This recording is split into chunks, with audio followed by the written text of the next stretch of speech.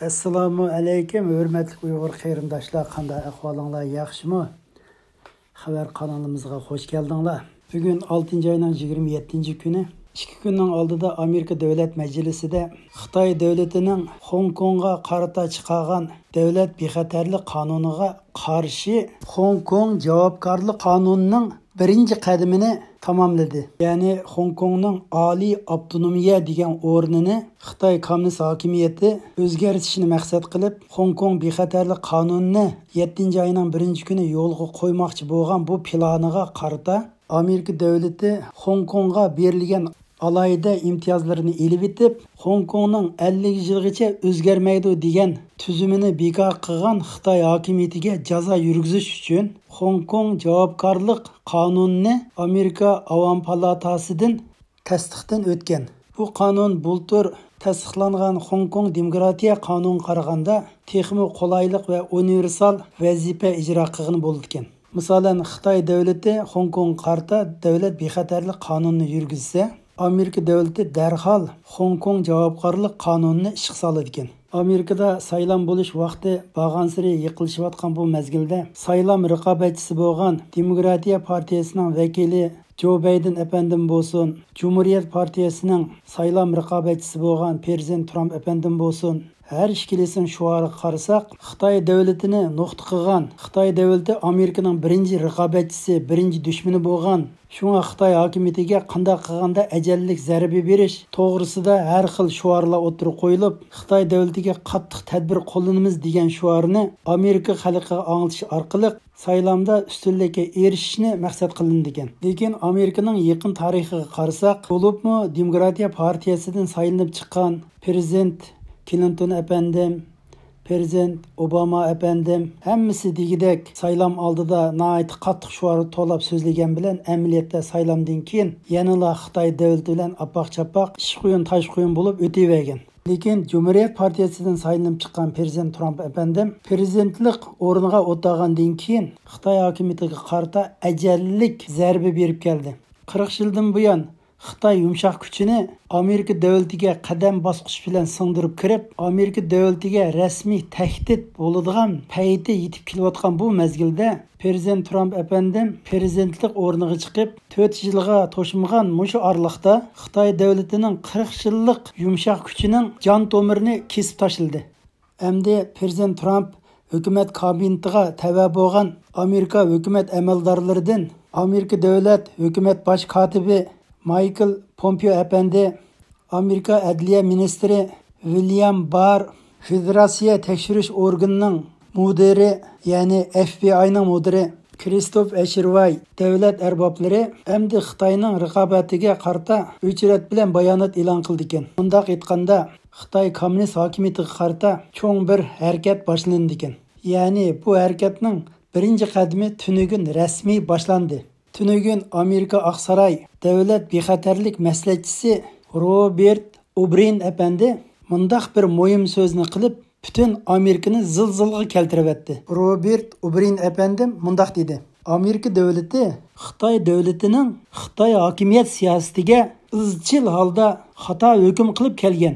Bu xato hukmni 1930-yildan boshlablam xato hukm qilib kelgan debdi. O'Brien efendimning bu gapi butun Amerika media va dunyo media taratqularida hozir kayni-kayndan tarqalib butun dunyoni zilzil keltirib etdi. Demak, Amerika hukumatı 1930-yildan boshlablam Xitoy hukumatining qanday shuarlarni ko'tarib chiqyotidi, qaysi yo'lni tanlab mengyotidi, Xitoy kommunist hokimiyatining ko'tarib chiqqan kommunistik ideologiyasiga beparvo qaragan.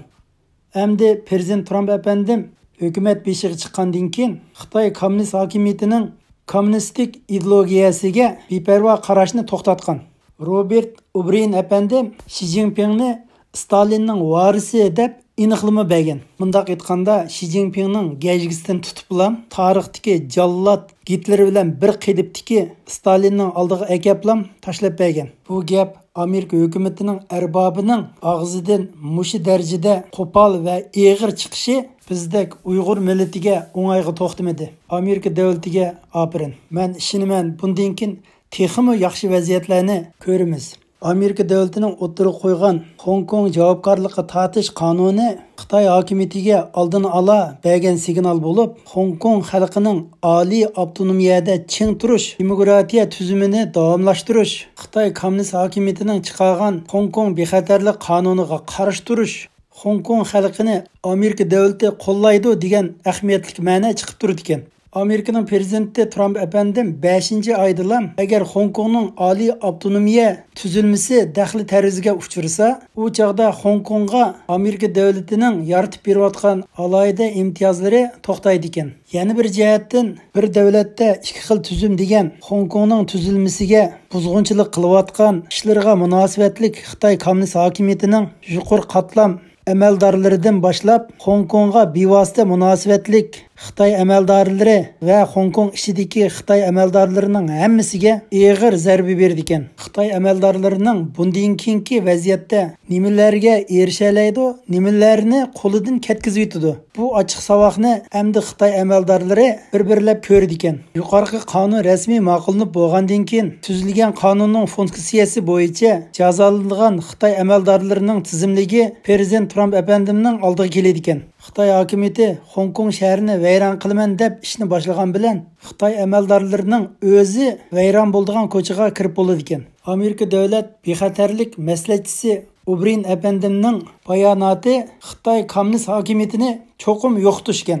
O'Brien apandimning so'zida tarixdan buyon Amerika davlatining mayli Cumhuriyet partiyasi bo'lsin, mayli Demokratiya partiyasidan bo'lsin, faqat Xitoy davlatini iqtisodiy jihatda yaxshilab, Xitoy davlati va Xitoy xalqi yaxshi turmushga erishsa, tabiiy shaklda erkin dunyo davlatlariga o'xshash erkinlikka intildigan, demokratiya yo'lida mangdigan, yer shari kanitining bir yaxshi a'zosi bo'lib, cho'ng safga qo'shiladi deb qilgan farazlari hammasi quruq tushga aylandi.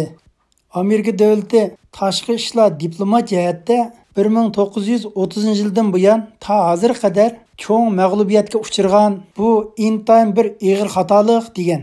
Robert O'Brien apandimning bu gapi Amerika davlatining yaqinqi 40-50 yil tarixida bu shaklda gap so'zlar bo'lib boqmagan ekan.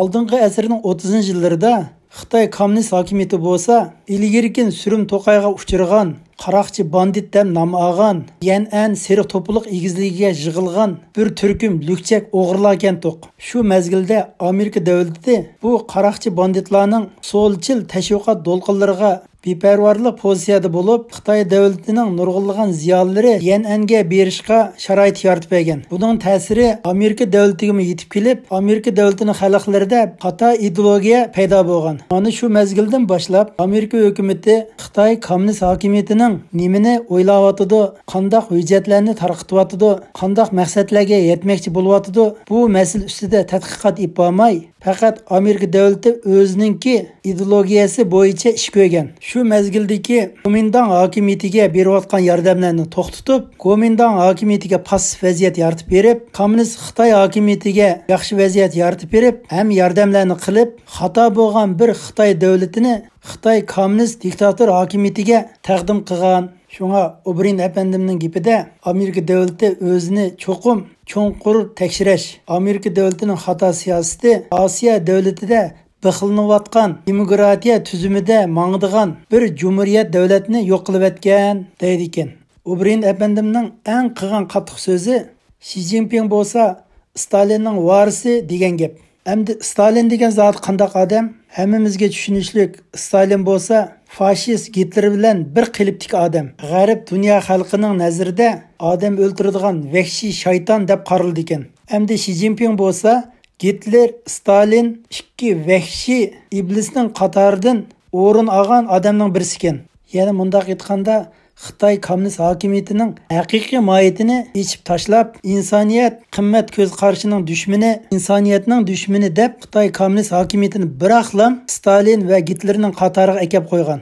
O'Brien apandimning bu qilgan so'zini bugungi kuniga kelguncha g'arb dunyosi hokimiyatlarininki amaldorlarining og'zidan chiqib boqmagan ekan. Sovet ittifoqi pochinish mezgildagi ayni vaqtida Amerika davlatining sobiq prezidenti Reagan apandimmi Sovet ittifoqining bosh sekretari Gorbachev apandivga bu shaklda ig'ir so'z qilmagan ekan. Lekin bugungi kunda Amerika hukumatining bir amaldori Xi Jinpingga bundaq nom berishning o'zi bu bir intayin çoğun bir mesele ekan. Mundaq aytganda Xitoy davlatining har qanday bisim va tahdidiga jang e'lon qilgan gap. O'Brien afandimning yana bir gapining mazmuni iblis qonxo'r kommunist Stalin hokimiyati bilan hozirgi iblis qonxo'r Xitoy kommunist hokimiyati tarixdan tortib bular qozon qo'michini orib boqmagan bir uguning chilbörlari. Shunlashqa bu qonxo'r kommunist hokimiyati cho'qim yo'qolish kerak degan gap. Xitoy kommunist hokimiyatining hozir qilayotgan ishi nima deganda, atalmish Xitoy davlati degan tuproqda yashayotgan insonlarning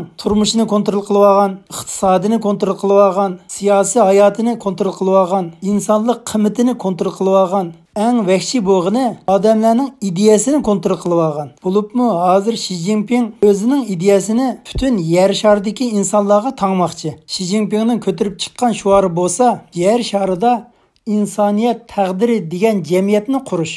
Mundaq aytganda, yer sharidagi insonlarni isloh qilish. Hamda Amerika davlatining bundan keyingi qildigan kurash yo'li erkinlik va zo'ravonlik o'tirsidagi kurash. Hozir Amerika davlati Amerikadagi Xitoy kuchlarini el-to'kis tozalashni boshlab 2 kunning oldida Amerika FBI'ning bosh mudirining deyishicha, Xitoy kommunist hokimiyati Amerika davlatida josuslik qilish va muhim uchurlarni o'g'irlash uchun Amerikaga avatgan 2000 dan ortiq Xitoy josuslarining tizimligini qo'lga tushagan. Hozir Amerika Qo'shma Shtat istixborot organi har 10 soatda bir Xitoy josusini tutishni boshlab ketibdi.